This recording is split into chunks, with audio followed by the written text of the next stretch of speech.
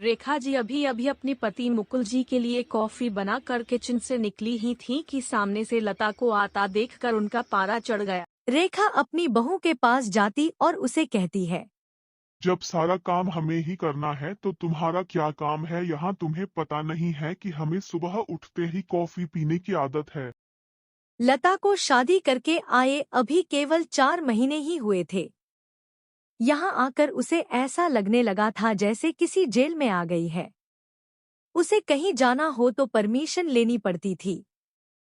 कोई गलती हो जाए तो पनिशमेंट मिलता था। सास ससुर और पति तीनों ही एक सुर में उसका विरोध करते थे। कभी कभी तो मन करता कि यहाँ से भागकर अपने पापा के घर चली जाए, लेकिन पापा हार्ट पेशेंट हैं। यह सब उन्हें पता लग गया तो न जाने क्या अनर्थ हो जाएगा। यही सोचकर सब बर्दाश्त करती रहती थी। लता ने जल्दी जल्दी सबके लिए नाश्ता बनाया, उसके बाद रवि को टिफिन पैक करके दे रही थी। तभी रवि ने आवाज दी, लता क्या कर रही हो? इतना टाइम नहीं है, मेरे पास कार चला के नहीं जाना है। मेट्रो में कितना समय लगता है तुम्हें पता है? जरा सा लेट पहुंचो तो ऑफिस में सुनना पड़ता है। रवि की एक एक बात इस बात की ओर इशारा था कि उसके पिता ने कार नहीं दी थी, लेकिन वह अब सब सुन लेती है। पिता को कैसे बताएं कि जिन्हें आपने उसका जीवन साथी चुना था वह पैसों का लालची है। एक दिन शाम को रवि घर आया तो उसने अपने पापा से बात की। अब मुझसे नौकरी नहीं होती। वो आपके पुराने दोस्त शर्मा जी मोटर पार्ट बनाते हैं, मैं चाहता हूँ कि उसकी सप्लाई शुरू करूँ। लेकिन बेटा उसके लिए तो कम से कम 10 लाख रुपए चाहिए होंगे, वो कहाँ से आएंगे? तभी लता वहां पर आ जाती है। लता तुम अपने पापा से कुछ पैसे उधार ला सकती हो। लता का सब्र जवाब दे चुका था। रोज रोज के तानों से दुखी होकर उसने जवाब दिया, रवि, मेरे पिता के भरोसे मत रहना। उन्होंने मेरी शादी करके अपना फर्ज पूरा कर दिया।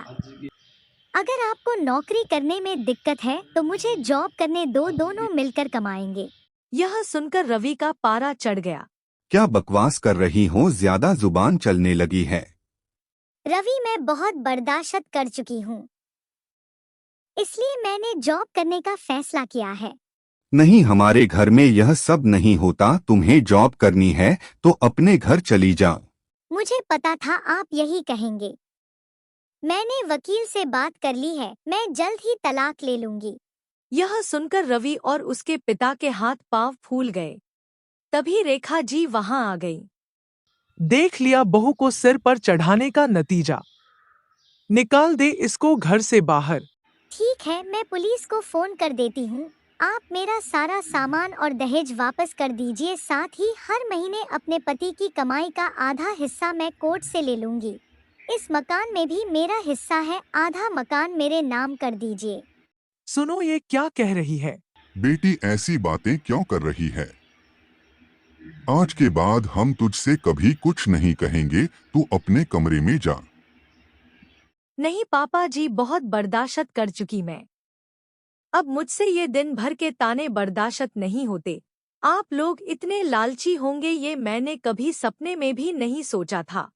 इसके बाप को फोन करके बुलाइए। इसके मुंह लगने से अच्छा है उनसे डायरेक्ट बात करते हैं। मान जी, मेरे पिता हार्ट पेशेंट हैं। अगर इस बात को सुनकर उन्हें कुछ हो गया तो इसके जिम्मेदार आप लोग होंगे। ये तुम्हें क्या हो गया? अपने पापा से कुछ पैसे उधार ला सकती हो। तुमने कभी ऐसी बात नहीं की। अपने मैं आज तक आपके और मम्मी पापा जी के हर ताने को बर्दाश्त करती रही। 20 लाख रुपए मेरे पापा ने शादी में खर्च किए, फिर भी आपको कार चाहिए, बिजनेस करने के लिए पैसा चाहिए। लता ने उसी समय अपना सामान पैक किया और घर छोड़ दिया। जाने से पहले उसने अपने सास ससुर और पति तीनों को कहा, अगर मेरे पापा को आपने कुछ बताया तो मैं आपको अरेस्ट करा दूंगी। तलाक का नोटिस आपको मिल जाएगा, चुपचाप साइन कर देना। लता वहां से निकलकर अपनी एक सहेली के फ्लैट में पहुंच गई।